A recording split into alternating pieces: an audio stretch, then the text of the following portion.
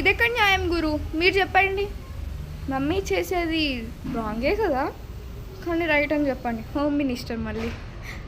High guys, ఏడుర్రు ఏం చేస్తుర్రు? So స్వీటీని అయితే ఇగ్నోర్ చేయండి. ఇప్పుడైతే నేను ఒకటి చెప్పబోతున్నా. సరే, ఇప్పుడైతే నేను ఒకటి చెప్పబోతున్నా. అదే ఇప్పుడు టైం అయితే అవుతుంది, 5:30 అవుతుంది. సో హిందూస్ హౌసెస్లో ఇప్పుడు పడుకోరు, అవునా కదా గైస్? ఎవరి హౌస్లో అయినా ఇప్పుడు పడుకోరు.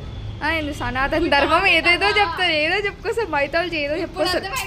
ఈ టైంలో 4 o'clock నుంచి 6:30 వరకు ఎవరు పడుకోకూడదు, అప్పుడు తినకూడదు.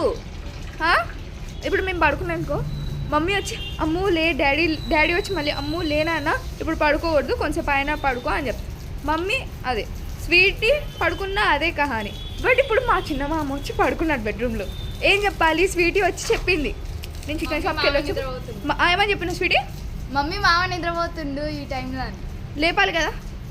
నేను తమ్ముడు కదా, ప్రేమ ఇలా తమ్ముడు కదా, ప్రేమ ఇలా కాలిపోతుంది. సరేలే నన్ను పడుకో, నువ్వు మామని డిస్టర్బ్ చేయకు.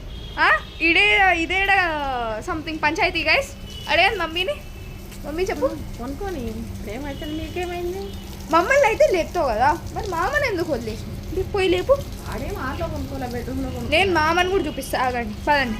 చూడండి గైస్, డీప్ స్లీప్లో ఉన్నాడు. బ్లాక్ కలిసిపోయాడు ఏంటి మామ. చూడండి మంచిగా పడుకున్నాడు.